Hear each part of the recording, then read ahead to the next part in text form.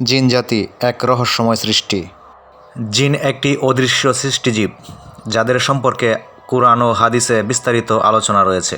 আল্লাহ তাআলা জিন জাতিকে আগুন থেকে সৃষ্টি করেছেন, যা মানুষ থেকে সম্পূর্ণ ভিন্ন এক অস্তিত্বের ইঙ্গিত দেয়। তারা আমাদের দৃষ্টির বাইরে থাকে, তবে কখনো কখনো বিভিন্ন রূপ ধারণ করে প্রকাশ পেতে পারে। জিনেদের সৃষ্টি ও বৈশিষ্ট্য।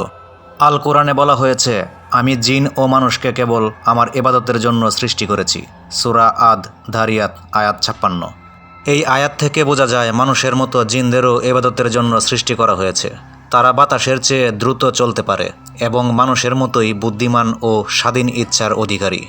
জিনরা নর ও নারী উভয়ই হয় এবং তাদের মধ্যে বংশবিস্তার ঘটে। কিছু জিন ভালো, যারা আল্লাহর আনুগত্য করে, আর কিছু জিন বিদ্রোহী, যারা শয়তানের অনুসারী।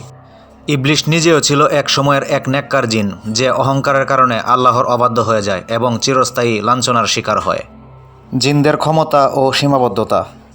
জিনরা মানুষ থেকে আলাদা কিছু ক্ষমতা রাখে, যেমন দৃশ্যমান বা অদৃশ্য হওয়া, বিভিন্ন রূপ ধারণ করা, বাতাসের মতো দ্রুত চলাচল করা ও ইত্যাদি।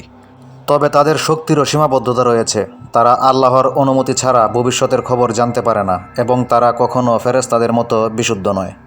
সুলাইমান আলাইহিসসালামের সময়ে জিনরা তার অধীনে কাজ করত। কোরআনে বলা হয়েছে, এক জিন রানীর সিংহাসন মুহূর্তের মধ্যে এনে দিতে পারার ক্ষমতার কথা বলেছিল। সূরা আন নামল আয়াত 39। এটি তাদের অতিমানবীয় শক্তির ইঙ্গিত দেয়। জিন ও মানুষের সম্পর্ক। জিন ও মানুষের মধ্যে সরাসরি কোনো যোগাযোগ থাকার কথা নয়, তবে কিছু জাদুকর ও তান্ত্রিক জিনেদের সাহায্য নিয়ে কাজ করে। কোরআনে স্পষ্টভাবে জাদু ও শয়তানের অনুসরণ নিষেধ করা হয়েছে। সূরা আল বাকারা আয়াত 102।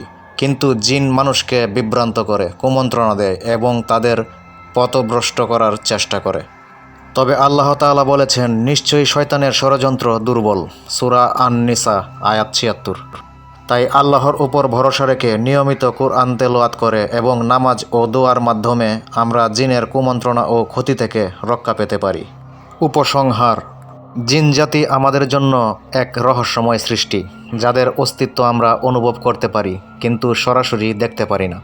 তারা যেমন ক্ষতি করতে পারে, তেমনি আল্লাহভীরু জিনদের মাধ্যমে উপকারও হতে পারে।